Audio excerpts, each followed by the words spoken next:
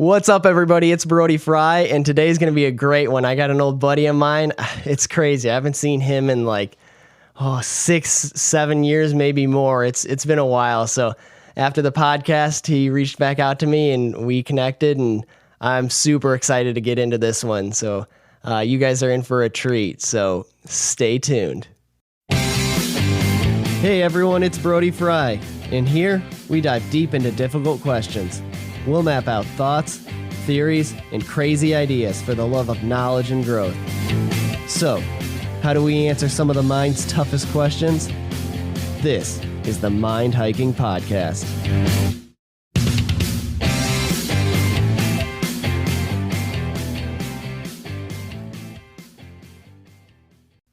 Hey guys, it's Sober Brody, and after looking through this episode and editing it, I found a spot where I kind of messed up, so I'll pop in quick again in somewhere in the middle of this and kind of clear something up quick. So stay tuned for that and enjoy the rest of the episode. And here it is. All right, everybody, let's get into this. So I got my good buddy here, Russell Catt. How you doing tonight, Russell? Good, man. Thank you for having me. Yeah, of course. I'm super excited to get into this. So we were like great buddies growing up, and just kind of like nothing specific happened, just kind of like grew apart, and then reconnecting like this is just, it's a cool thing. I'm super excited. Yeah, dude, I think it's awesome what you're doing with the podcast, and once I heard you were doing it, I was just like, I want to try to get on here and reconnect with them, and fuck yeah, just kind of go back old stories, and definitely. No, this is awesome. So we got some drinks with us, of course. So I got my Bud Light. I'm drinking a little bit of Coors Banquet. Fuck yeah. So cheers. Cheers, dude. Let's get into this. That's refreshing. So, you were telling me earlier about your dirt bike. When did you get that? I got it probably like 3 weeks ago. Fuck yeah. I started my job, 2.5 years ago, and then kind of got back into big bikes. We used to race 65s, and I was never as fast as you. And I remember the one time you went backwards on the mini track. Yeah. And there was like a step up normally, and so it was step down going backwards, and he overjumped it and ended up like getting a concussion. And I remember pulling up on him like, what the heck happened? And my dad's like, yeah, thank God you're not as fast as him, because you would have landed on him. Yeah. Oh, I totally forgot about that. Yeah, that was funny, because that was a goofy jump too, because it was like a double, like it was a short, like going the right way. It was like a double, but like you could also, it was like a tabletop with a landing in the middle of it. Yeah, I thought it was like a step up, but like I don't know how old I was. So like I rolled the tabletop part, and then I tried to like double from the landing to the takeoff backwards, and I think I might have like clipped my front tire or something, but I went over the bars, and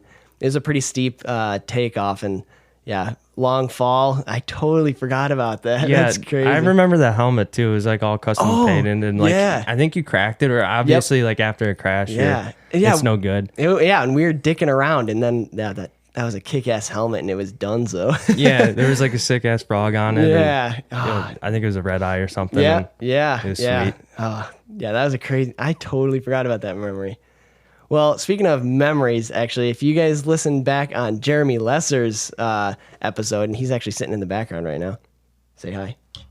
I don't think he can hear us. He's got his earbuds in. Yeah, it's no good. No. Jeremy, say hi. You want to say hi? Hello. Yeah, he's doing research in the background. So anyways, his episode, if you guys remember us talking about memories that we shared, kind of like the ghost stories, and I talked about that I talked about that one that we both saw together in the back of the property, and then a different time he reminded me of a story that I told him where I had another buddy of mine over, and I saw the same thing behind him up on the side of the hill.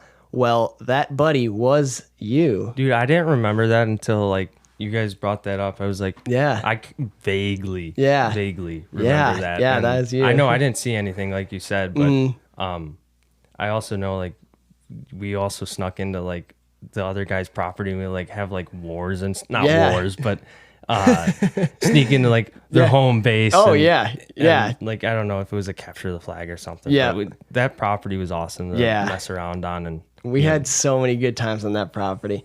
Another funny thing too is like, so there were so many hills on this property too. So it was great for like sledding when we were younger. Like we'd put like those like black 1080 ramps up, and then like when it snowed, we'd just use them for jumping sleds and stuff. do and, like Superman's. oh up. yeah, it's awesome. And I remember a specific time like we played like this game where we would like go down next to each other and we'd try to like overtake the other person's sled. Like we'd jump onto the other sled and try to like kick them off the other sled. And, Well, we used to like set them next to each other. I think you had a few 1080 ramps, and we almost like kick each other in the air or something. Yeah, Literally yeah. take each other over on sleds. I have been punched in the face one time, and that was by you. I don't know. It was if by me? Yeah, I don't know if you remember that. I must have been violent, dude. I don't remember that. Yeah, you were one of my good buddies. Yeah, no, and it was all in fun. But I remember we were actually at my. So you remember my grandpa's driveway? It's Yeah. like, and then like hit the steep part of his driveway was like one of the bigger hills, and like we were sledding down there, and we're like, yeah, let's just try to tackle each other off the sleds. And then we go down, and you like jump at me fist first and hit me in the face, like right I in the must have cheek. taken it way too seriously, man. It was so funny. Yeah, I was upset in the moment, but yeah, that was the only time I've ever been punched in the face. By me, Yep. of all people, man. Yeah. Speaking of punching in the face, a sport kind of along with that, like you were a pretty kick-ass hockey player, right? Yeah, so I played hockey since, I mean, I guess I've been skating since I was, I want to say like 2.5. I don't know. I got put on skates Really very young. early and didn't like it at first. I was Really? crying and moaning about it. But yeah, I played hockey all the way up till I was 18. And it just, I kind of grew away from it. And I don't really regret that at all. But I did play pretty high level hockey in AAA and travel all over the country. That's and, awesome. It was a lot of fun. I kind of wish I stuck with dirt biking. Yeah. Because like I'm really enjoying that right now. Yeah, it's awesome. And I don't know, just being a weekend warrior is, Hell yeah. it's fun, but I kind of wish I took it further. Yeah, definitely. No, it's definitely a kick-ass sport. I love it. Yeah, but the hockey thing, I remember you being really good. Like, yeah, I remember coming and watching you too, and like you were like getting scouted by colleges and stuff, weren't you? Yeah, I think I had like a scholarship to St. Cloud that I kind of just tossed in the trash, and it was a weird time in life with family stuff, and Okay. I don't know, we lost our house when I was like 16, and I don't know, some of you might know about that, and it kind of like was eye-opening for me. Yeah. Because I was pretty privileged. Yeah. Growing up, and that kind of made me have a whole new awakening and eye-opening experience, and that's kind of where I'm at today. Yeah, definitely. Yeah. Yeah, it's like struggles, like big, especially like things that change your life that you're not used to, or like that kind of like really forces you to mature pretty quickly. Yeah, so that's kind of what happened after high school and stuff, and Yeah. it took a little bit. And my wife now, Amelia, if you're listening to this, hi. Her and I started talking again. We used to talk in high school, but we started talking during COVID, like the beginning of lockdown. And I didn't really know it was going to go anywhere, but obviously now we're married. Yep. And more than happy. We have a little stabbing cabin on the river, and Yeah, got a little cat, so it's pretty cool. it's awesome. And looking to get a boat too, right? Yeah, we're gonna get a boat here shortly. That's awesome. You guys got to come out. Yeah, I'm super excited for that. Thank you. Yeah, of that's course, gonna be man. awesome. I freaking love the water. Yeah, I never really spent a lot of time on the water, maybe 1 or 2 years growing up. Yep. And I'm really excited to have my own little place and That's so cool. a boat. So how long have you been on the water? Probably 6 months. Oh, okay. Yeah, So not long. We've only been together. Well, sorry, married. 6 months. Yeah. So yeah, that's it's fairly new. Yeah. And it's like a whole nother experience of living on our own, and it's pretty sweet. yeah. So I'm sorry to take this kind of back, but you want to kind of talk to me about the hockey? Like, what was it about that kind of you kind of lost interest, or were To be honest, I felt a lot of pressure from my dad. okay? And I love him and always will, but it was just a lot of pressure, and it became more so like work rather than fun. Absolutely. And I totally understand that. if I took something else really serious, whether that's football, because I played that for a little bit, or dirt biking, I'm sure it would turn into the same thing. And then I'd be at 24 like, oh man, wish I did this. But it was just more so my dad, and I was very good. I don't like to pat myself on the back, and it's weird. You were, but it was fun, and it kind of made me who I am today with like the work ethic, and absolutely I'm very big on that. And with the whole family situation, kind of goes back into your episode about gratitude. So that whole like family thing like made me like appreciate a lot of things more than you could ever imagine. Definitely. Yeah. Especially like you were saying, the pressures from parents. That's another thing, just kind of like makes you grow up quick, matures you, having that pressure, that it's like a force to make you grow up. It's a tough thing on a child, but I feel like you kind of need that to be, who you want to be. Like, I don't know if it's like sometimes we're interpreting it as something completely different. And they just want the best for us. I believe that in a lot of parents. There's some not so good parents out there, but I believe that they do want the best for us, but we might interpret it or just take it a completely different way, where we're taking it as like way too much pressure. And like, let me do my own thing. We're also not completely mature at the time, and so it just kind of turns into mush. Definitely. And you kind of like lose interest. Like, that's kind of like how you kind of wished you kind of focused more on the dirt biking thing. And I feel the same way too, because I was getting that pressure from racing motocross. And then once I hit high school, I started doing golf, and I got pretty good at that. And I completely forgot you played golf and were on the golf team. We played golf for a little bit. There's still a video of me like, me hitting a drive, you're like bombed or something. I watched it a lot. But I remember you were really good and progressed very fast, because I played golf probably as long as I played hockey, and then you just started picking up and keeping up. I was like, wow, he really likes golf. I feel like I get like so fixated on things, and like when I put my mind to something, I gotta be good at it. Like I don't know, it's just like the mental thing. But some of my favorite memories too are like, so you guys had a membership at Crystal Lake Country Club, and you take us out there, and that was so much fun. Like I remember, so you had those like glasses too, those Max like clear framed glasses. I thought those are the coolest glasses I've ever seen. And then I got a pair with the white. Yeah, that was awesome. I remember one of the guys, speaking of glasses, at your farm. With the frog skins. I forget who it was, but he had the scooter and the frog skins, and then one day his frog skins like fell off on the scooter, and he was like super bummed about it. But that kind of where my frog skin love of sunglasses came from.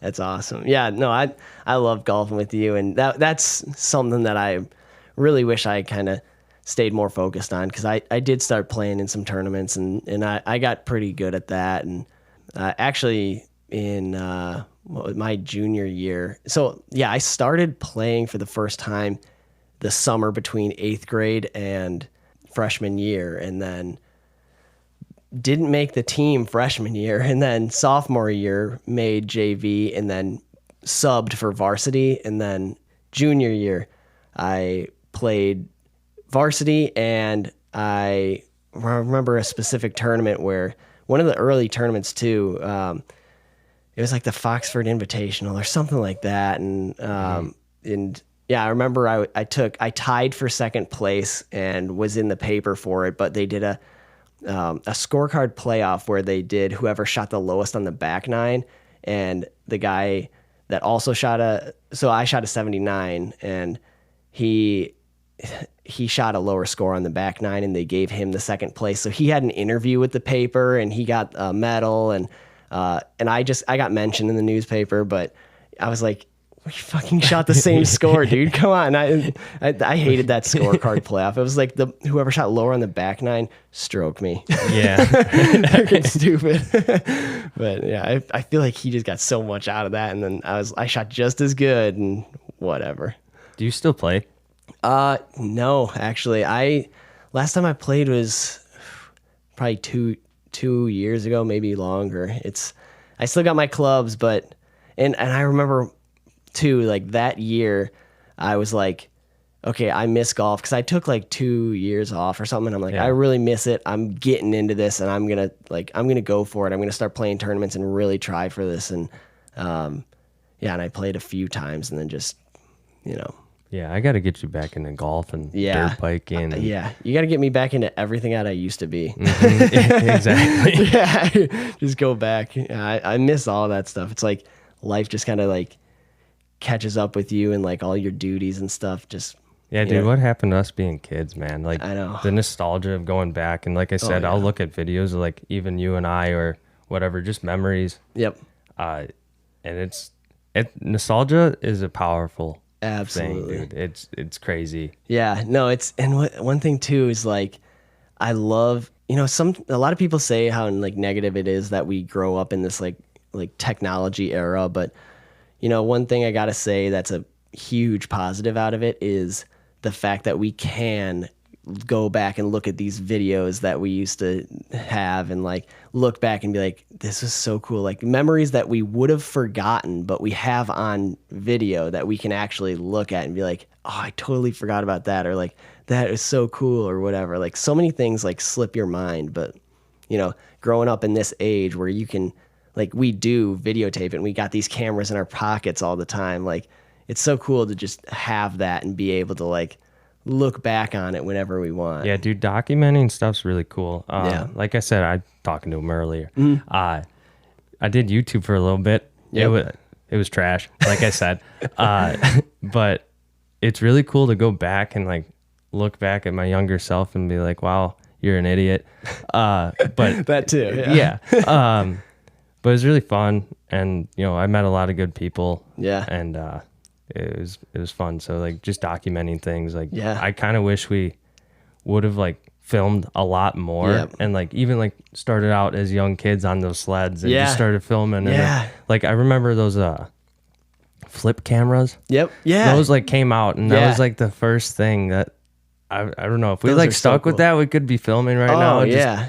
I don't know if you've ever heard of Buttery Films. No. But they're dirt bike guys that just kind of film on an iPhone, and they're just normal dudes riding and just putting hours on a bike, and it's super cool. And sometimes I'm like, well, kind of wish we like filmed more. Yeah, definitely. Yeah, that too. I feel like just like a half a generation, like the people that are like just entering high school now are going to be able to have all, like, it's really normal because we were kind of like right at the beginning of like where technology started to get good, where we could have it on us all the time. But like, the people that are like young now growing up, they're really filming everything and they can look back on it all. And, that's kind of like with this podcast, like just to be able to like capture this as young as it, kind of came to my mind that now I'll be able to like years from now, I can just look back and be like, yeah, I was 25 years old here. And like, look at the way I was talking. And so like, I'm probably just going to be like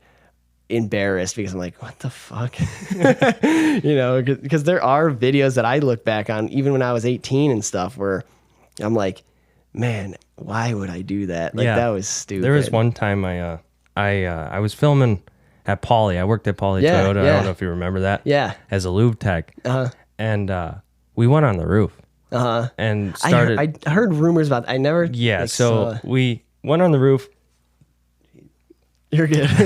I started filming, and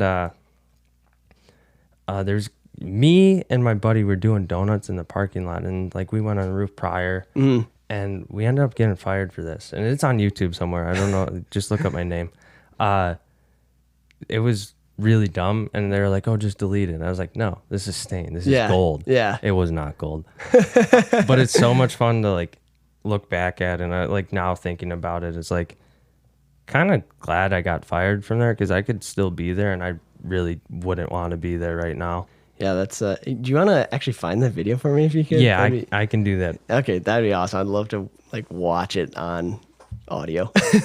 That'd be cool. But yeah, while you're searching that up, I got a funny story about back to the sledding things, where we had an old camera, and I was actually with Jeremy with this, and we were sledding and like on those ramps, those jumps that we used to jump. Like we used to do some pretty crazy. We'd use the circle sleds because you could grab on and like do 360s and stuff You with could it. even like not, I forget what you would call it, but like I guess a sled version of a pop shove it. Yeah. You just like kind of throw it around. Yeah, you could like 360 the sled. Yeah. So you could do pretty much anything with that thing. And they had like the rope handles. So like I remember we actually did a sledding contest, and we set up a table next to the jump, and we actually bought ribbons to hand out too, and like had judges, and we jump and I remember I ended up winning this with the trick that I did was a Superman seat grab no hander lander. So like basically for those who don't know what that is, so we're sledding like on these disc sleds with rope handles and go down the sled, jump off the jump, and basically I'm on my knees on the sled. So jump off the jump and I'm holding on to the sled and I like stretch out my arms and my legs, basically do like a Superman shape with the sled like way out in front of me, and then let go of the sled with both hands, completely stretch out my arms in the air, grab back onto the sled's ropes and pull it back under me. And before I land, take my hands back off. So I just like place it under my knees again and then let go again and land with no hands. So that was what I ended up winning that little competition, neighborhood competition with. But yeah, anyways, one of those times we were trying to front flip the sled. Yeah. And cause like off those ramps, it was actually easier for me to front flip it than, cause there was times. You always were better at front flips, man. You didn't, I mean, you could backflip and stuff, but you always like front flips more. I don't know why. I was like, you can see better when you backflip, you could spot your landing, but you would always just, I'm going to tuck it forward. Yeah. I don't know why either. Cause like even on trampolines too, everybody would make fun of me for that. Like, I don't know if it was like, I just didn't like, flipping towards a direction I couldn't see really, but I don't know. I preferred front flips, and on the sled, so I wouldn't like hold on to the sled. When I would front flip the sled, I would actually let go of the sled, front flip, and then like land back on the sled. And like most of the time when I did it, because I did it like so many times, but like I would like most of the time I would just miss the sled. Like I'd front flip and just like land on my knees on the landing or whatever. And it was cool when I did land back on the sled. And there's times I did this successfully, but probably the last time, if I remember right, I tried to front flip and I wasn't going fast enough, and I just like, I was committed anyways. So I was just like, fuck it. And then I go and like, I think what happened is I tried to front flip early. So like the motion of me moving forward off the face of the jump killed my momentum, because now my knees are kind of like sliding backwards as I'm going off the face. And I came up way short and landed on my neck, and just the wind got knocked out of me so bad. And this is all filmed. Jeremy Lesser, he recorded the whole thing. Does he still have it? I'm sure we could find it somewhere. It's on an old camera that an old camcorder that my dad. It was like an old, like one of those huge ass, like shitty box camera things, and probably at my dad's house somewhere. But yeah, that's on video, and literally, I'm just like, ugh, like I'm just like gasping for breath. He doesn't move. He's still recording, and I'm just like, ugh, Jay, the camera. Turn it off. I'm like trying to tell him to turn the camera off because I'm like embarrassed and not even being able to breathe. And then he just goes, the end of the footage is just him still sitting there, like not even moving from his spot. He's just like, well, that's all for today, folks. Oh, I do remember that. Well, let me cut in. Yeah. You want to take the mic. So Brody did that. He was gasping for air, saying like, "Jay, the camera!" And then all of a sudden, I turned the camera around, and this is the time when I ran into a tree branch and had a big gash between my eyebrows, and so it looked like I had a big unibrow. But I turned the camera around, and it goes, and I go like, "Well, that's all for today, folks. And then the video just ends. Yeah, and then I remember after that, we limped me up to the house, and my dad's just like, "What the fuck happened to you guys?" And I'm just, It was at your grandpa's. yeah, it was right in front of my grandpa's house. Yeah, so then we ended up walking up to my dad met us somewhere or whatever, and he's just like, "What happened to you guys?" And I'm like, still trying to catch my breath, and I'm like, Jay's got it on video. And then I went in the other room because I didn't want to look into his eyes after he saw that. And so he comes back into the room after a few minutes, and he's just like, "Yep, that was bad." that was all he had to say. But yeah, that one sucked. I think that was probably the worst I ever got the wind knocked out of me. Have you ever had the wind knocked out of you? I haven't had the wind knocked out of me, but back to the hockey thing, Yeah. I got a suicide pass, and for those that don't know what that is with a wing, like a forward, obviously your defenseman's passing up to you. Mm. So usually you try to have an angle where you can kind of, in your peripheral, you can see forward. Yep. But this time he was directly behind me. So I'm looking directly behind me, and a defenseman from their end, or a wing or something, an offenseman, comes and just smokes me. And I remember kind of coming to, and I was pretty young. I was crying, seeing, I remember seeing stars for sure. Oh, and then I was pretty aggressive, going back to me punching you.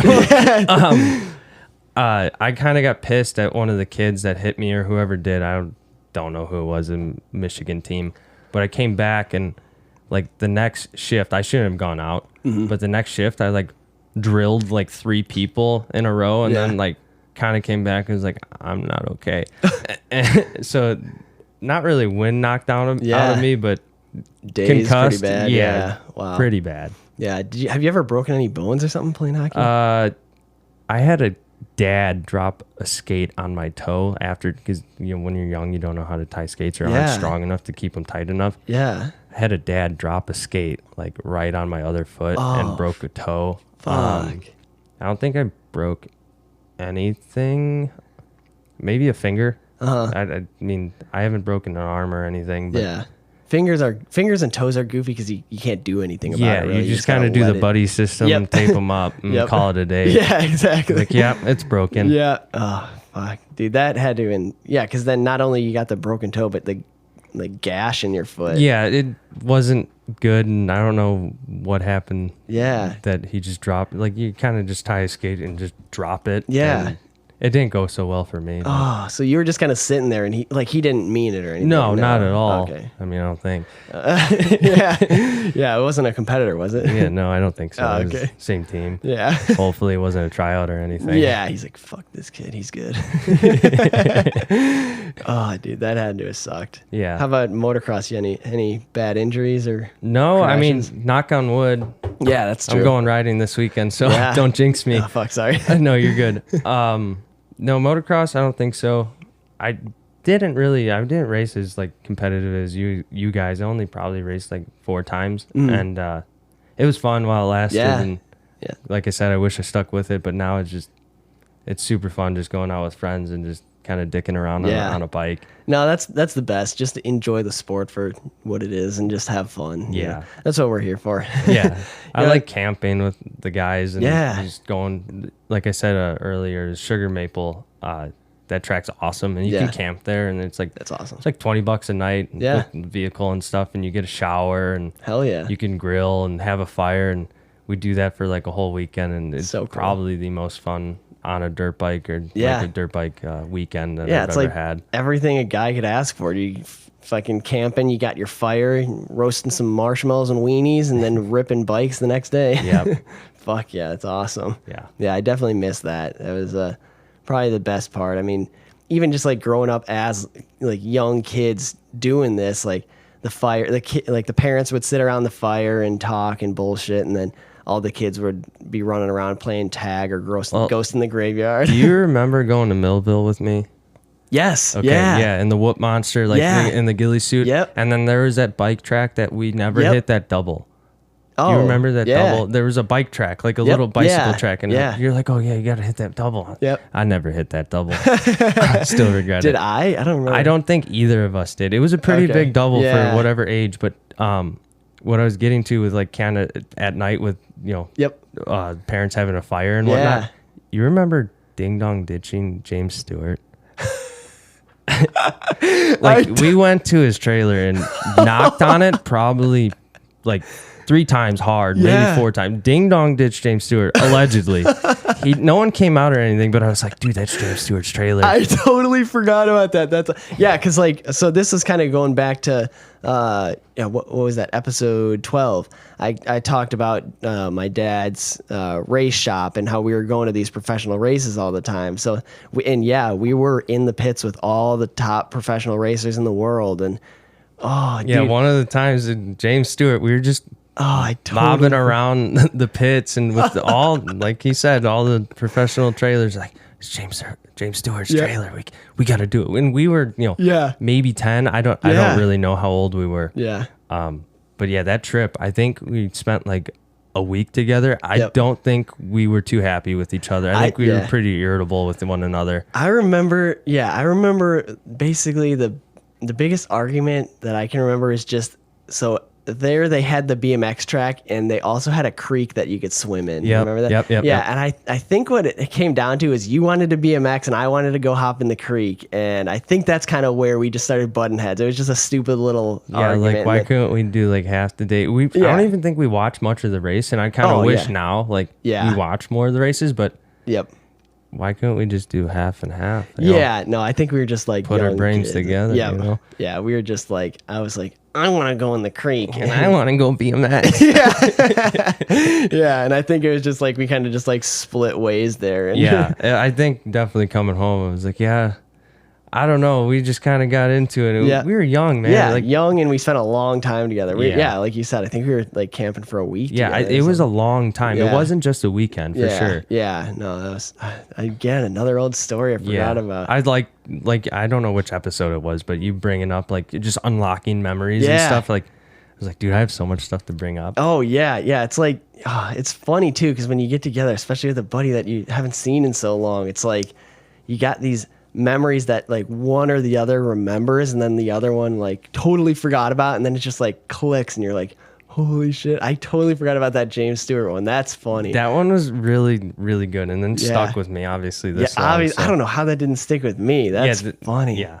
And I remember it now. Yeah, because you got the big number 7 James Stewart on the with trailer. The monster on the side. Monster Energy, and we just walked right up because we weren't as spectators. We were part of the professional racing team. And as little kids. That's smart. We had the full pit access and walk right up there. So funny. And I remember like too Redbud and stuff. Like they had some kick-ass fireworks shows too. Yeah, I don't think I ever went to Redbud. I've never been there. I only went to Millville, and that was a cool. That track was so fucking kick-ass because they had that the long ass whoop section, and then it was whoop just monster, huge, whoop monster, and then like that hard left corner, and then right into another whoop section all the way back. It was like, that was I think Chad Reed crashed there pretty bad. I don't know if it was the year we went, but he was. Yeah, was that the one with the catapult crash where he launched that tail top? Yeah, that was terrible. That was that track. He's lucky. Okay, so like on that crash, like he gets cross-rutted and starts swapping so bad, and then right off the face, his bike just like pancakes, except like his head, like if his bike laid flat like 2 feet earlier, he would have probably been dead, his head against that dirt. I don't know how he even came out of that okay. Yeah, he launched up, and then his landing, when he came back, he went so high in the air. I mean, he was probably 3 stories up in the air. Yeah, just look up like Chad Reed Millville crash. You guys will see it. It's or insane. Catapult too. Yeah, is that what it's called? Catapult? Yeah, they call it that, yeah. But yeah, that's a wild crash. He gets launched in the air because that jump alone is already probably a story tall. And then on top of that, he gets launched. And then he's so lucky that he landed on the side of the jump perfectly. Like he lands on the downslope. So he kind of landed gradually into the loose dirt. But yeah, that was that track. Yeah. It was a gnarly track. Yeah, and he actually got back on the bike and finished the race that day. Yeah, I was going to say that. I think he finished. Dirt bike riders are tough motherfuckers. Yeah, I will give you guys that. So I raced when I was little and then played hockey, and I thought hockey was like, pretty physically demanding, and it is. Yeah. Don't get me wrong. Definitely. You're down and back, down and back. Oh, yeah. 3 minutes feels like forever I'm on sure. the ice, and that's a long shift. Yep. But then you hop on a dirt bike, it's completely different. You're using muscles you've never used before. It's it is the hardest and most physically demanding sport there is. And every time I ride, I'm like, I just got a good workout. Yeah. Oh, yeah. And you don't even notice it when you're riding too, because you're just having fun and you're just squeezing the bike with your legs and just like muscling this bike around. And then by the time you're done, you're like, you can hardly even move. I deal with like massive arm pump, and that's mostly because I don't squeeze my legs, but I try to. It's usually like the 30 minutes into like a moto. Yep. And then after that, like the rest of the day, I'm fine. Yeah. And can go forever. And then it's kind of just like my breathing. Yeah. But the first 30 minutes of riding in a day, I'm like, I go on the track for 5 minutes. I'm like, I'm dead. Yeah. My arms are gone. I can't hold on. And that's where, kind of get into a sticky situation with whiskey throttle. And oh, yeah. Yeah. Because you start losing that like finesse with your fingers because your arms are just throbbing. It's crazy sport. Yeah. In professional racing, you have typically a half hour plus. After that half hour mark, then it's 2 laps. So 30 plus 2, baby. yeah, exactly. And that's like one moto, and you do that all day throughout you got your qualifiers and then your semifinals and all that, plus like the practice laps and stuff. Like it's like all day thing like that. And by the end of the day, you're like basically on your deathbed. Yeah. But yeah, it's a wild sport. Yep. I miss that for sure. And like I said before, the mountain biking, it helps, but it doesn't quite quench that craving, like just grabbing a fistful of throttle. Right. Yeah. Oh God. Dude, I don't know.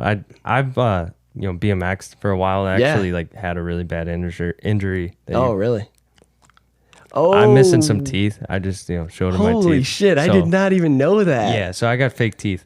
How long was that? Like while we haven't talked?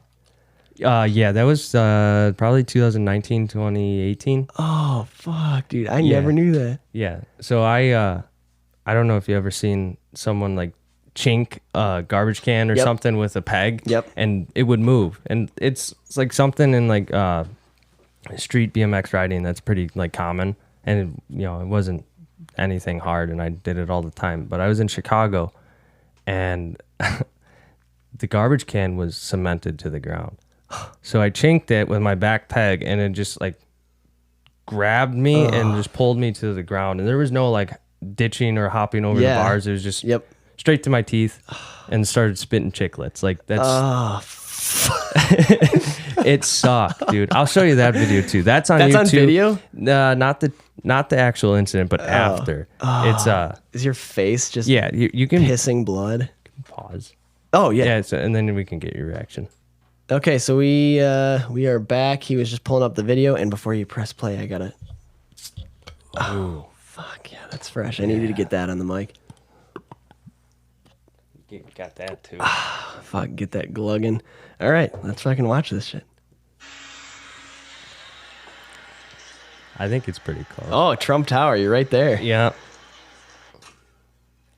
Oh. Yeah, I had blonde hair too, so I dyed my hair. You're just eating that towel. Yeah, dude. Fuck. Oh, they're like pulling up your lip. Mm-hmm. Your chin too is like, oh my God.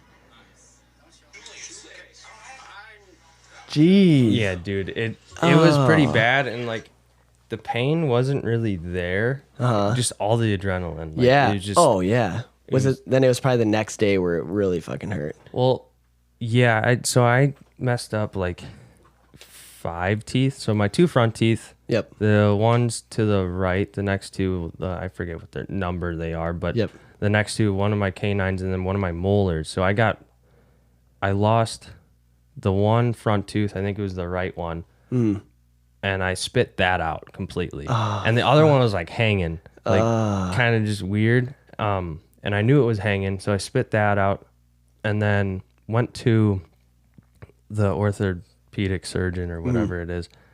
And it was the next day because it was like Yep. it was like a Saturday, so Yeah. Sunday they're not open. Uh-huh.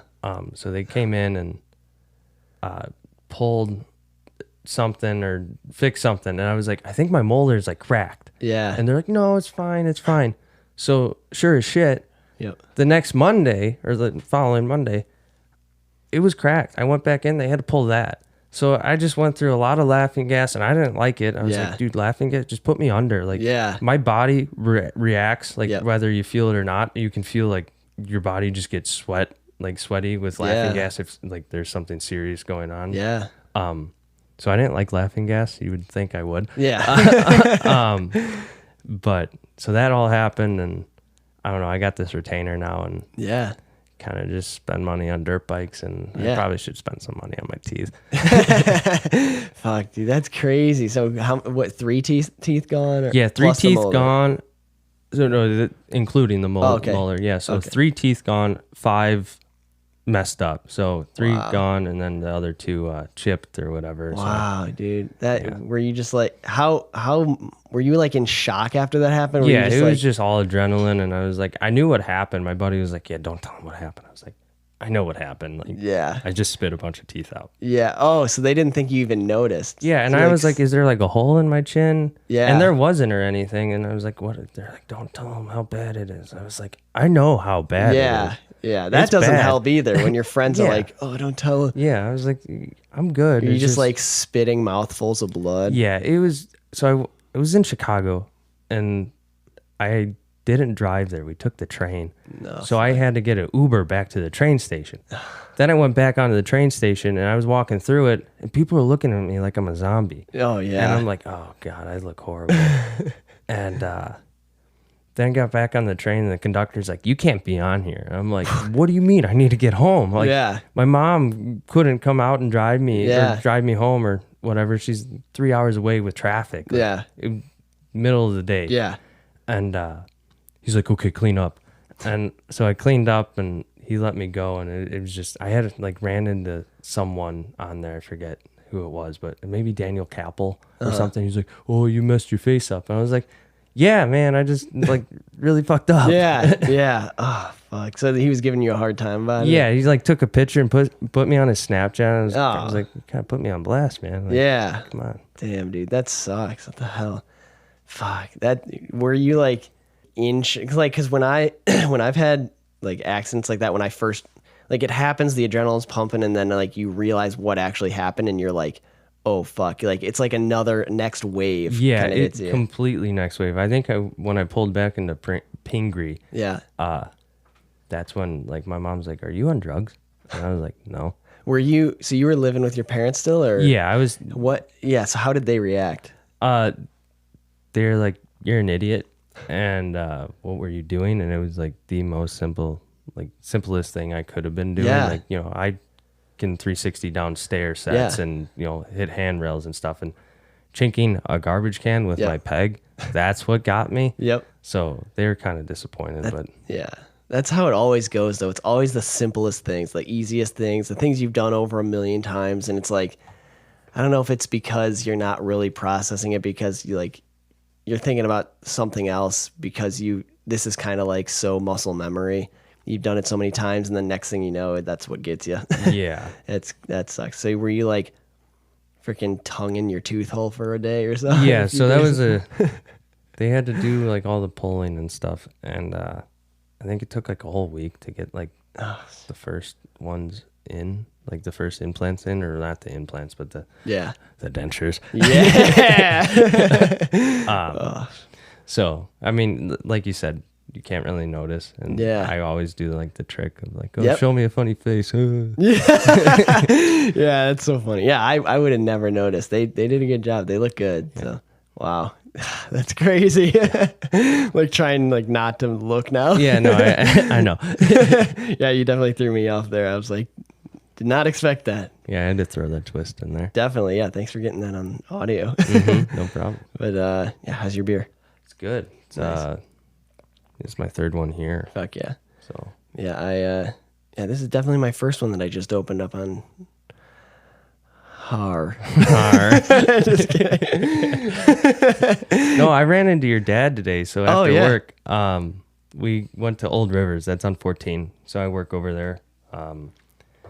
And I haven't seen your dad in, God knows how long. Oh, yeah. Probably longer than last time we hung out. Yeah. And I was like, Steve? He didn't hear me. Yeah. And I was like, Mr. Frye? He's like, don't call me Mr. Frye. And I Yeah. was like, okay, I'm sorry. Yeah. And I was like, oh, yeah, I'm going to be on Brody's podcast. And like, I don't know. He's just shooting some pool. I just said hi real quick. And then I sent you like, oh, I ran into your dad. Yep.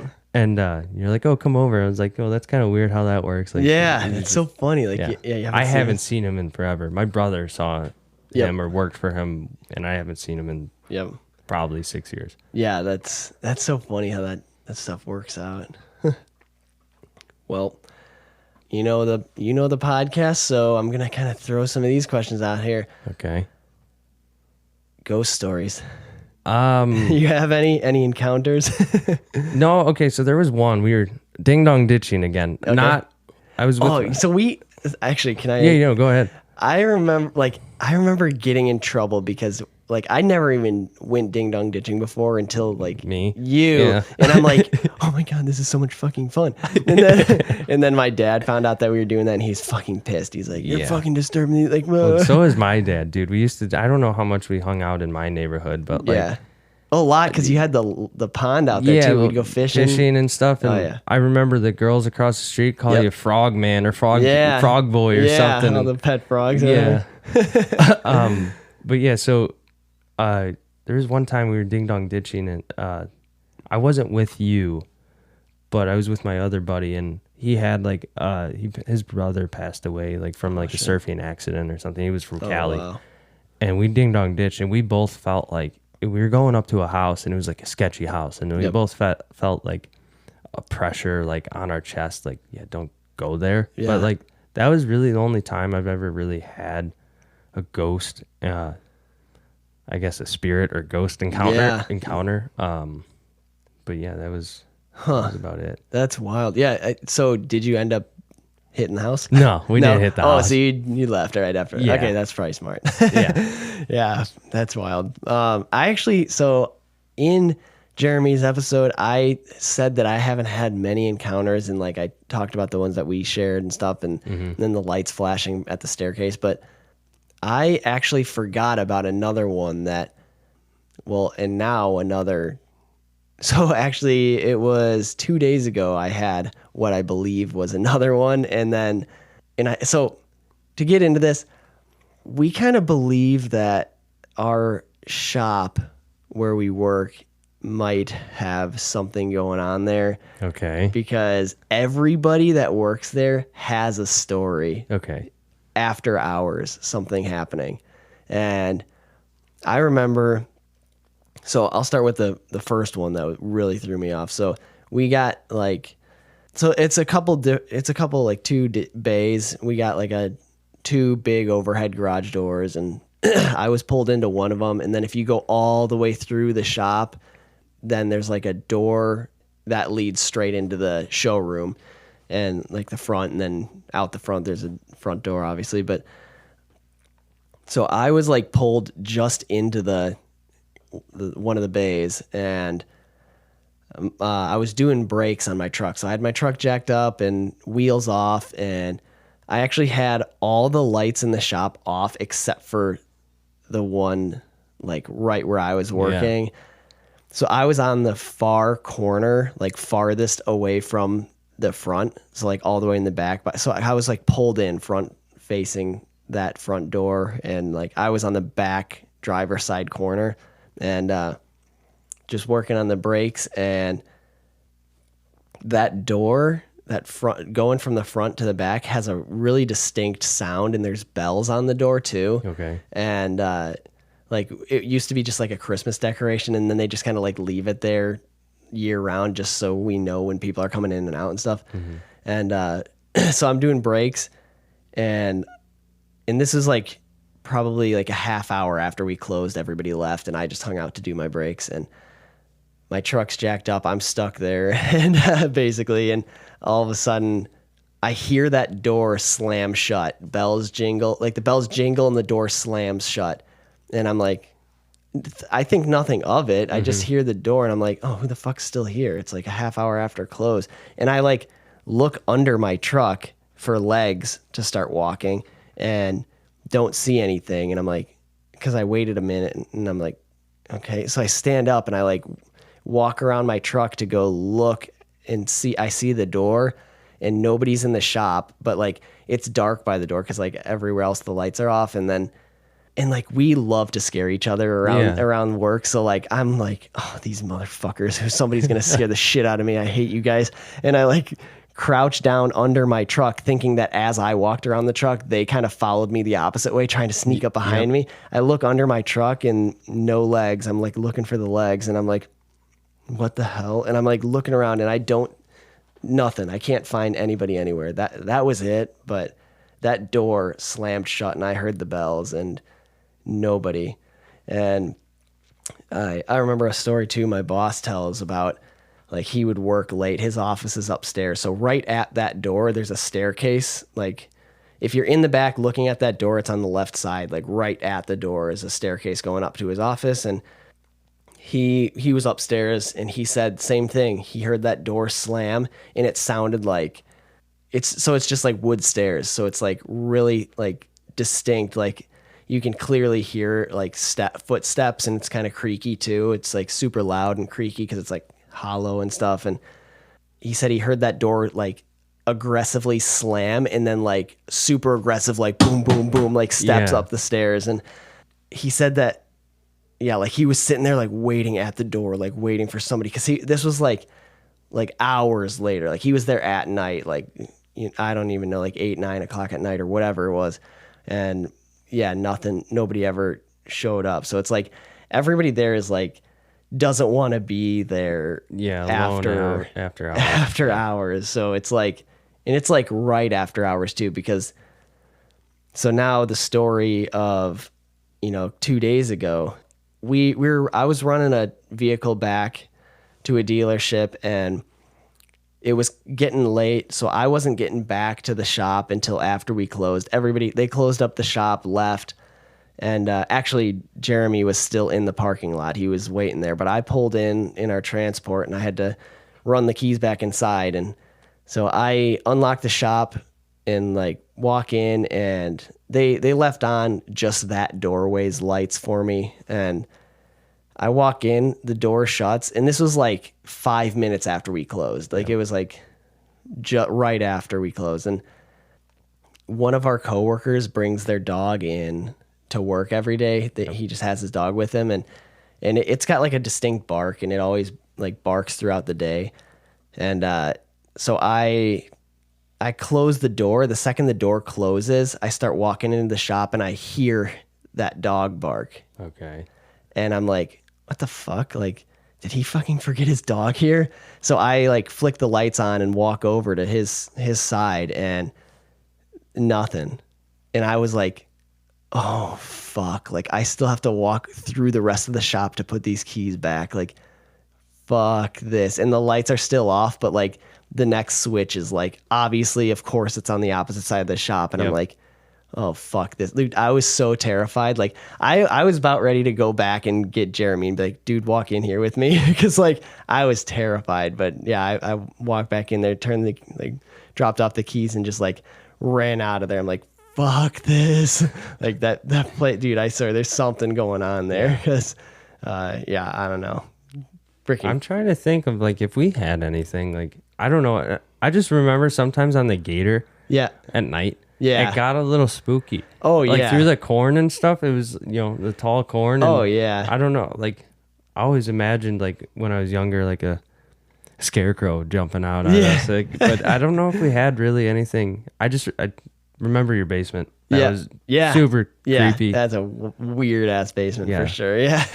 Yeah. I feel like everybody that's been down there, like, will never forget that basement. Yeah, they didn't want to go down there. Man. Yeah. Yeah. That's crazy. How about let's transition this into, you have any alien encounters or sightings? So actually over the river. Really? Okay. Yeah. So I don't know. Recently? Yeah. I don't know. There was just a really weird like light that went over the river one night, and it wasn't the moon, wasn't street lights or something, or not a shooting star. It was just like it like kind of hovered and then just darted away, and it wasn't like there was no noise or anything, but that was really recent, and I don't know if it was like maybe I was tired or something. Yeah.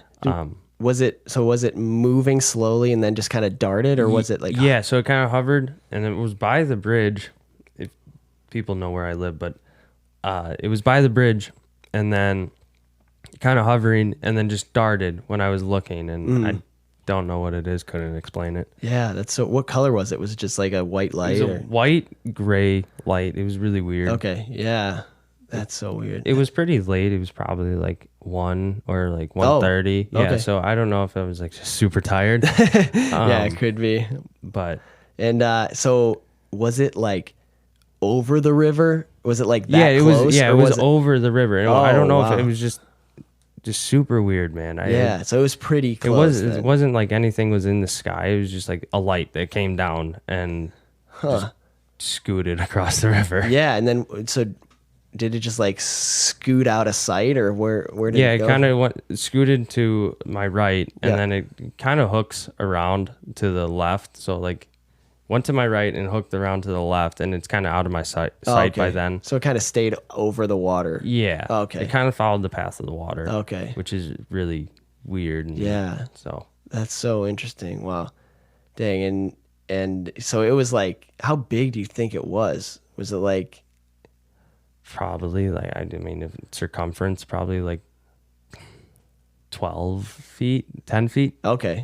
Closest. So it was pretty big, and it was pretty close if it was like, so it wasn't like it was far away up in the sky or anything. No, it was like right it was there. on the river. It was like shining down on the river. Which like your house is on the water too, right? Yeah. Yeah. So like I said, it wasn't any like street light or anything. It was just shining down like from, like, it was kind of cloudy and stuff. And it wasn't the moon. For sure. Yeah. And not a reflection off the water or anything. No, it wasn't even cars going over the bridge or anything. And it just really weird. And I don't know if it's just me moving and... That's so weird. Mind games. Yeah, it could be. Because sometimes you do see things like that where, like, I feel like my mind, like, I may or may not have seen more things than I'm giving myself credit for, because I don't like to consider it sightings or anything. That's kind of how I am, and like you said, like with the ghost stuff, right? I don't really have anything, and I don't really, look for those things, but I'm interested in them, more than me too. I like hearing other people's stories, but it's like I don't like to say things unless I'm certain, kind of thing, but like, when I have people on the podcast and stuff, it's like, kind of reminds me of things where I'm like, oh yeah, I forgot. I kind of like discredited that or like erased that from my memory because it wasn't a for sure thing. But it's there's stuff out there. It's crazy, especially like the movements that these things, like you hear about these sightings and stuff where like the abilities of how they move, like up. It's like nothing that we have, like we even have, like technology. Have you heard of Bob Lazar? Oh, absolutely. Yeah. With the Tic Tac. I don't know if that was Bob Lazar, but I forget who saw the Tic Tac. Yeah, that was that Air Force pilot. Yeah.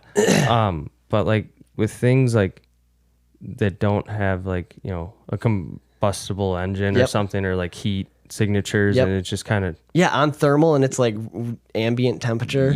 So that really interests me, and I wish I could like say like, oh my god, this was like distinct, like this is what I saw.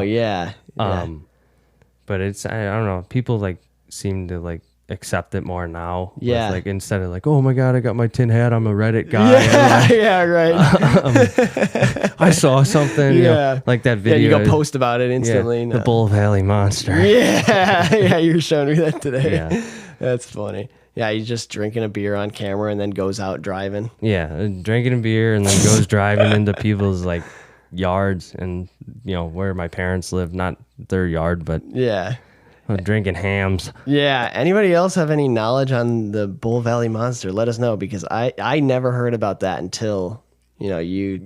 And you're technically in Bull Valley, so crazy. It's like, interesting. You just keep learning new things, but yeah, I actually have some theories about how that technology kind of works, like, so my episode 12, I kind of talk about how, well, like I have these things that just kind of stew in my mind, and then I, come up with theories or ideas of how things operate or work. And there are thoughts that I have, like how these things are able to move the way they're able to move and without, heat. Because like the way everything moves nowadays is, you're putting something out to propel something forward. It's like a transfer of energy, but Well, even like electric cars, right. There's got to be a heat signature on that battery. Right. They got to be warm. Yeah. Oh, it is. Yeah, absolutely. Yeah. It's not like it's electric or anything like that. Yeah. It's like magnets. Yeah. It's something like just a pole. Yeah. It's really interesting. Yeah. So I don't know if I want to talk about my theory, because so I got two, ideas of how that stuff works. So, I guess I'll ask you kind of about like light speed. Do you think that light speed, obviously we've broken the sound barrier, we can go supersonic Yep. and faster than the speed of sound, but they say that the speed of light is the fastest that you can go. You can't go faster than light travels. Like, do you think that we could ever reach that speed?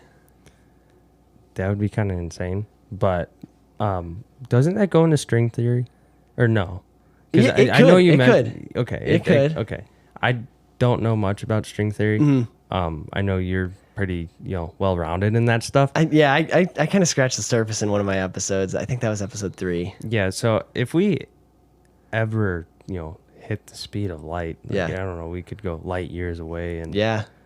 start exploring the galaxy. Yeah. And something that's crazy too is like light speed. If they say that that's the fastest we can go, that isn't enough for this universe. Like, because there's things like there's things that we can see that are however many light years away, meaning like it would take that many years if we were traveling at the speed of light to reach. So for the people that don't really know that, but that's insane. Like if that's as fast as we could like physically go, and this is all theoretical, hypothetical, because we can't right now, but that has to not be true, because there's just so much, like there's no way we can like top out at light speed and then just like that's all we can go, and like the only way to get from this galaxy to that galaxy is start cruising at light speed for 35 years. Yeah, which is, half a lifetime. Yeah, now, yeah, exactly. Or like those motherships that you just like, we build a mothership and it's just like, all right, everybody sign up, and you're signing up for your next 5 generations, and it's like, we're traveling on this for the, you're all living on this for 5 generations. Okay, we're just gonna take this ship this direction, and then it's like 5 generations go by living on this ship, and you fly out to another galaxy or whatever. Yeah, it's like, think about like how that wouldn't work, where like, I feel like even farther than that, like if you have multi-generational like travel like that, because we're capped out at light speed, like there'd be like, how can you sustain that, especially like with people having children? Like I feel like you'd run out of room, first of all, and then there's got to be like internal battles and wars, especially if you're talking like tons of people, like even if it was like one American state's worth of people, on a massive mothership or something like that. Like, insane. yeah. And then, people are going to not get along, especially if you're talking multi-generational travel like that. And then like, somebody's going to fuck with something and take the ship down or something, I don't know. We've all seen the movies. Oh yeah. Yep. So, there's gotta be a way to travel faster than that. And I believe there definitely is. Do you have any thoughts on how that might be possible? I don't, but I'm curious to see what you have to say. So it's all hypothetical. Okay. My thoughts are that, it's going to sound crazy, but so one of the theories that I have is creating some, structurally sound ship, capable of withstanding this kind of power, but putting some sort of a vacuum emitter on it. So what a vacuum is. Yeah. Right? Mm-hmm. So that's how you siphon out gas. right, exactly. Yeah, it's like basically negative force, and air is going to want to like suck into it. Yep. So, okay, guys, it's sober Brody again. So the problem with drunk Brody's theory is that space is already a vacuum, and you can't use a vacuum propulsion system or driver or pull system in an existing vacuum. So this theory only works under atmospheric pressure, and, it still is a possible theory, but yeah, it's got to be under atmospheric pressure, and this can't work from like planet to planet or through space. So I do have a second theory on this that would work outside of that, which I don't get into on this episode. But yeah, this theory that I'm about to explain while I'm drunk doesn't work in space. So just to clear that up for you guys, thank you guys for your patience. All right, let's get back to this. Depending on how large of a vacuum you create and how the distance that vacuum is emitted away from the structure, it's going to want to pull without friction or restriction. So you create this ship with some sort of a vacuum emitter in front of it, and you create a vacuum constantly emitting a vacuum in front of the ship. So it's basically sucking you through space, if that makes sense. Yeah, I can see where that theory is. It's pretty good. Thank you. Yeah, that's just a crazy wild theory. It could, some engineer or scientist could listen to this and just be like, "You are the stupidest motherfucker." I don't know, but no, I like that theory. Thank you. I like new ideas. I didn't even think about like the speed of light. If we could ever reach that. Like, obviously, like you said, we've broken the sound barrier and stuff. Yep. But yeah, the speed of light is just it seems crazy. so far out of reach. Yeah, so fast. Like from here to the sun, I can't remember, but I think it's like 8 or 9 minutes it takes from the sun to reach Earth. Like just light from the sun to reach Earth. Yeah. So like if the sun blows up, it would take like 8 minutes for us to see it. Evaporate. Yeah. Yeah, we'd probably like be dead before we saw it happening. Which is crazy. Yeah, I honestly, maybe that's weird. Would you see it first or would you die first? Probably die. I don't know. I don't know. I was looking at the moon today. It looks super fake.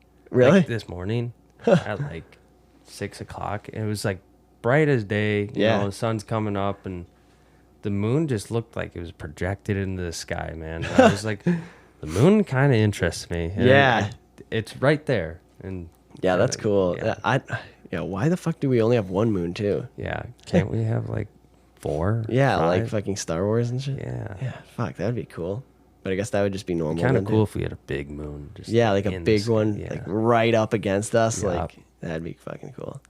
Because like if you look at the moon, it's like, oh, okay, it's there. And yeah. But if we had something taking up like majority of the sky, like, oh my god, this is sweet. Yeah. I feel like that would be fucking cool to look at, but like I feel like anything that close, like the gravitational pull would just kind of like suck it together, like I feel like that's impossible. Yeah.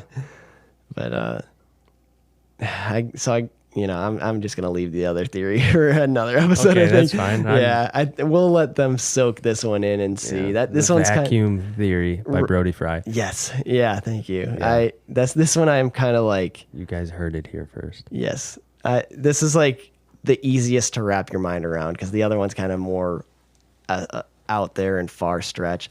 And another thing on this theory too is I don't know that this theory, if you could create a vacuum that could, or like create it large enough or space it enough or create a shape of the structure that would pull enough to even reach the speed of light. Because I don't know, that's just a theory. It's a total theory, but let me know your thoughts and opinions on that. the mindhikingpodcast@gmail.com or Instagram. Shameless plug. What are your thoughts on the pyramids? I know I was sending you some TikToks. Yep. I've been kind of digging into them recently and just, I don't know. Good. Yeah. Listen to JRE. Yeah. Fuck yeah. Yeah, he's awesome. Yeah, I know. Okay. But what are your thoughts on that? Good question. Aliens. Fucking aliens. I know it. Aliens. No, it's that's a great question. My more recent thought on that is, kind of like I've said before, where like what we've created now would all be destroyed if there was something that like something strong enough to like a huge meteor or a monstrous meteor shower that could wipe out any structure nowadays. Nothing would hold up to Like the younger dryas. yeah, like exactly. Yeah. Nothing would be able to hold up that we build nowadays. But like the pyramids, yeah, like granite blocks and shit like that, like built in a shape like that. Obviously they did. But my thought is, this is another wild one. I'm going to, okay, well now you're making me throw out two crazy things to wrap your mind around. Good. I feel like I try to hold back some of this stuff and kind of save them up for new episodes, but I guess I'm going to launch this one because you got some beers in me. Yeah, okay, dude. Okay. I feel like, kind of one of my more recent thoughts on the pyramids is that, I guess I'll just start with what I think it is and then I'll explain, but Okay. a power generator of a civilization from back then. Yeah. So I think, like you were saying, I don't know what podcast, I think it might have been with him. Mm-hmm. There was a branch of technology that just went a completely different direction. Yeah. And it could have been before. Some people I know, Grand Hancock, Grand Hancock or something. I don't know his name. But Yeah, Graham Hancock. yeah, Graham Hancock. Thank you. Sorry, I butchered the fuck out of that. No, you're good. He's saying that he thinks that they could have been here before the Ice Age and like way before than, archaeologists are saying that they are, and like they're kind of shunning him Yeah. in like that field Yep. just because he's like, oh, well, what if they were here before? And, there's erosion on the Sphinx Yep. that, kind of says like, oh, a couple thousand years of water. Yeah, and there's other theories saying like, why is the face on the Sphinx so much smaller and In like the body. Yeah, because it was probably way older than what they thought, and it was originally just like a lion or even a cat, but then it was there, and then like somewhere in there, the Egyptians kind of claimed it and said it was theirs, and they just carved in a pharaoh's face on top of a structure that was there before them. That's another crazy theory. Another thing that I heard on that is that there's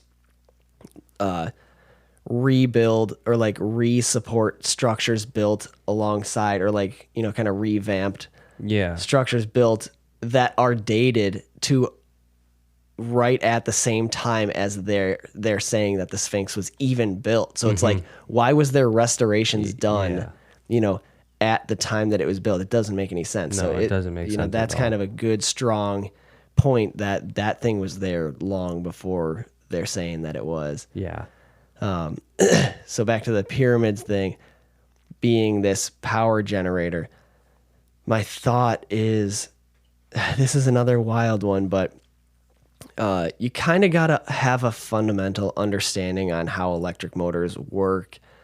But basically you have, so it's tough too, because it's going to get confusing because you have to know, all sorts of, like brushless DC, AC, universal motors, stuff like that. But Traxxas, baby. yeah, basically, I'm thinking that the Great Pyramid could have possibly been a form of induction motor using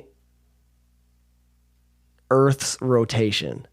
And that's why it's so precise on north. So precise on true north. Yeah. And the circumference or like the Exactly. polar circumference or whatever. Yeah, not that they're necessarily using magnets, but they could have been using some other form of technology. But something spinning. I don't know. I feel like it could just be some technology that we don't know. That's basically like roughly, just a rotor. Well, or like the stator, like the pyramid is just one major stator spinning around a rotor, which is the true north pole. Oh, audio That probably. was a nice deal. Yeah, I'll keep that in there. The audio just I don't gotta know pick that up. Did it? I don't know. Well, I'll listen back, but yeah, that was a vehicle just driving by. Sorry about that. But yeah, the pyramids. Yeah. I feel like it could just be one massive stator. If you know anything about like induction motors, brushless motors, just spinning around a rotor like that, or maybe something went through. I don't know the pyramids that well. Maybe there's a rotor inside that is spinning, and just like they're, back then they could have just assumed the Earth was stationary, and like they had kind of like a compass. How a compass just centers to true north, where like there could just be a rotor in the center that's I don't know. It's all or just damn, that guy's going back. I know. Yeah, fuck, whatever. We're kind of like getting deep in here. I'm gonna leave it. But I feel like there was some sort of a power generator out of the Great Pyramids, being that it's pointed at true north and using the Earth's rotation. That's kind of like the theory I'm leaning towards right now. But definitely got to do a little bit more research on that. But that's a great question. Do you have any theories on it? No, I'm just kind of amazed by it. I kind of want to visit it. Yeah. Just to kind of see in person and be like in awe. Because like you go to like Chicago, Yep. you see skyscrapers, and Yep. I don't really like Chicago, and I'd rather stay out here. Yeah. Air's fresher. Yeah, just a little bit. You go to Michigan, dude. Oh, the air's It's light, crisp. red bud. Yeah. But I don't know, just to see that in person. My grandparents have been there. Oh, really? Yeah. Oh, that's and, cool. I can't really talk to them about that anymore. One's passed away, and then the other one has like Alzheimer's or dementia. Okay. But yeah, sorry. no, you're fine. But they've been there. I remember like seeing pictures as like the little, they do the point, Yep. like the picture. Oh, like, yeah, pointing like on top. act like it's smaller or Like, whatever. yeah, Yeah. like doing the little thing. Hold up your fingers. Ever since I was a little kid, I was always amazed by them, and I haven't So really cool. done much research on them. But Yeah. listening to Joe Rogan and stuff, and Yeah. just like all the people's theories, and Yeah. I definitely don't think like it was made by like a civilization that like was just hunter and gatherers. Yeah. I feel like it's got to be used for something else. Because, I mean, there's another pyramid in Mexico, if I'm not mistaken. I don't know much about that one, but That one's supposed to be bigger, right? I think the footprint is Yes. larger. Like the square footage on the ground is, but it's not as tall. But That's what I've heard too. yeah, I don't know, but yeah, I know there's crazy things about the footprint of the Great Pyramids, and like how it's like something along the lines of the circumference of the Earth. It's like 42,000. Yeah. 300 and something. I don't know the exact number, but Right. that number is not insignificant. Yeah, right. I butchered that too. No, you're good. No, you said it right. Yeah, I don't think that number is like insignificant. Right. Yeah. So- I kind of want to. So like on this pyramids theory, I know there was a guy that he's like an electro engineer, something like that. And he did get to go camp out on the top of the Great Pyramids for like multiple days and do multiple studies and testing and stuff like that. And he like built replicas. And Jeremy told me about this guy, and you care if I have him hop on quick? Yeah, no, and that's fine. Okay, you want to hop on and tell us a little bit about that guy that you remember? That guy that did like the samples of he camped out on the top of the pyramids. He was like that engineer, and he built like the replicas. Oh, yeah. Okay. So I've only heard a few things, so I don't really know too much about it. But there was allegedly a guy who camped out on top of the pyramids for 5 days, and he had built a small pyramid in his house, and he had put a bunch of specific magnets inside of it. And after magnets, I think neodymium. I couldn't be able to say it right now because I've had a few beers, but That's why I couldn't say insignificant. Pauses a second. Yep. I could not say what it was, but yeah, he had these specific magnets in the pyramid.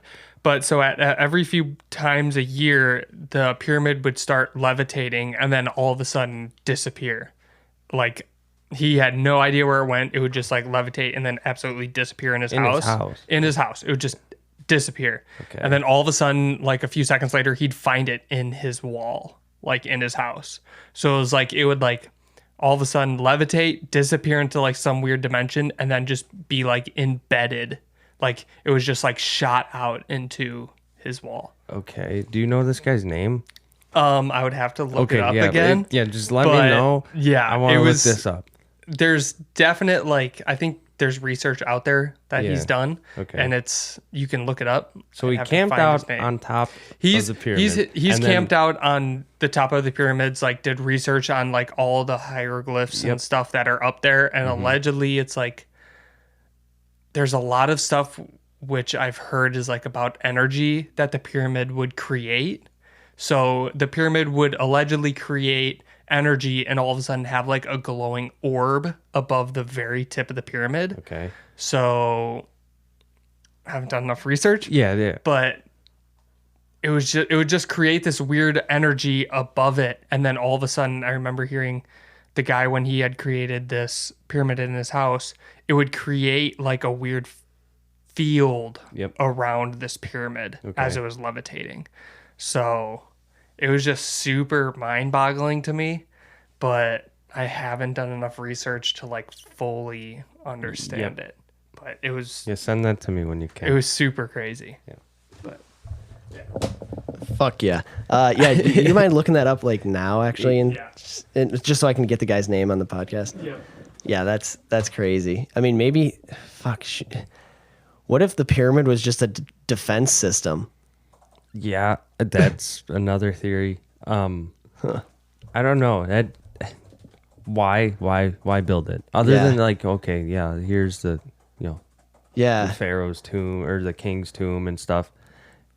But like, it's so gigantic that why would you build that? Right. Maybe it was like maybe the civilization back then was like way more advanced and way more like space travel, and like they just like went around like fucking with everybody or whatever, and then all of a sudden like some aliens just got fucking pissed off with these guys and just came in and just like the Great Pyramid could have been a defense system, and maybe the Great Pyramid was on the opposite side of the world of where like the main shit was happening, and they just like fucking lit them up on the other side of the world, but the Great Pyramids just happened to stay there, and it was a defense system on that side of the planet, and it just stayed there, but they just like wiped out the civilization and then just like took us back to the Stone Age, and now the aliens that attacked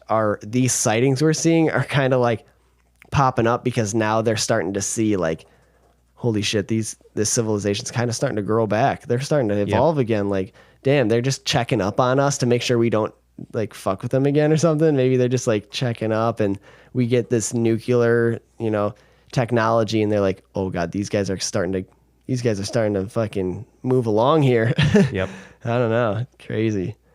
Because I remember hearing stuff about like these crafts hovering over, like they kind of stick around like nuclear, like our nuclear weapons sites and testing facilities and stuff, and not just in America, but like all around the world, and like fuck with the codes and like deactivate things, like hover over it and deactivate shit, and then just like fly away. Los Alamos. Yep. That was a very good story with Bob Lazar, and he's supposedly worked at Los Alamos, right? That's what it was called. At S4. Yeah.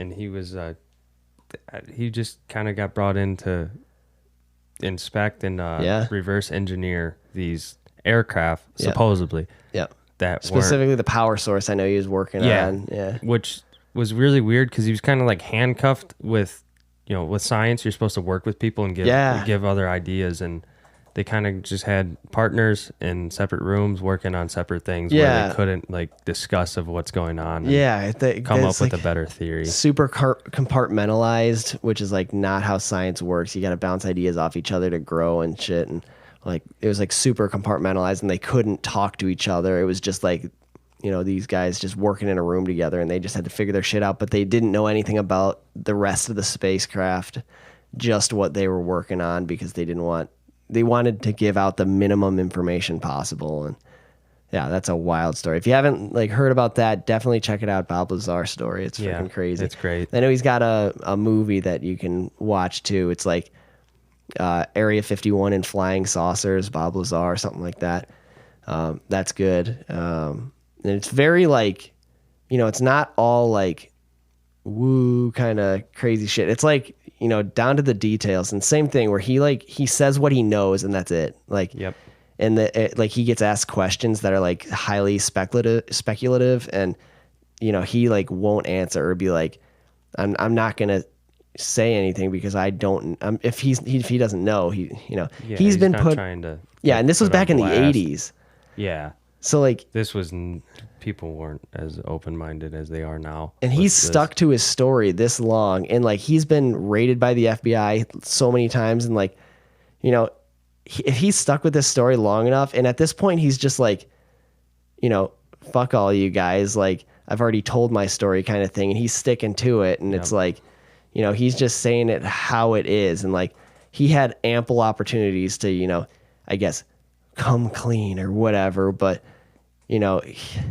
he's sticking to it, and he's saying what how it is kind of thing, and that's probably more intriguing that he's sticking to it through all these years and all these raids and all the stress and pressure he's been under, especially with like the social aspect of people, and just he's stuck to it.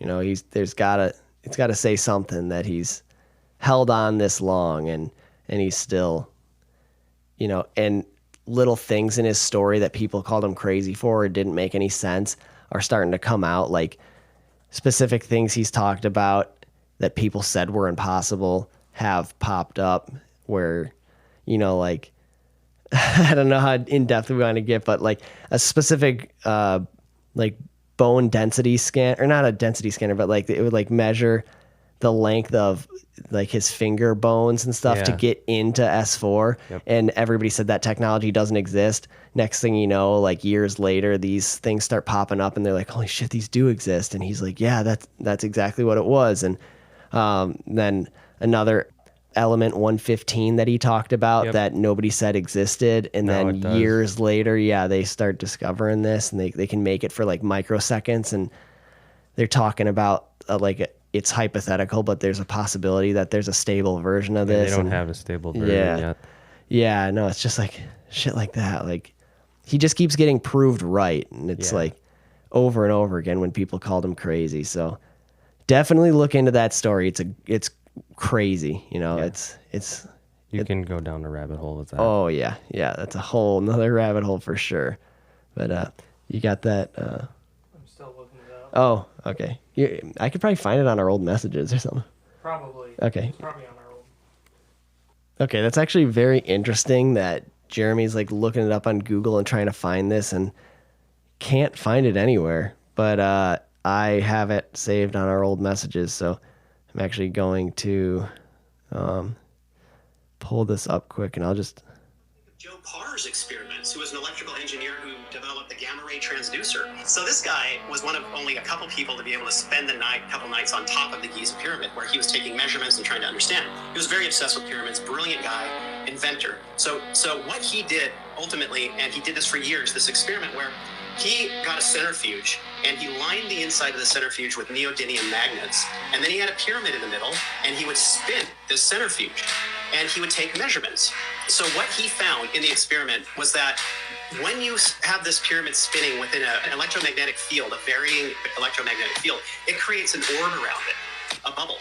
That is a measurable bubble.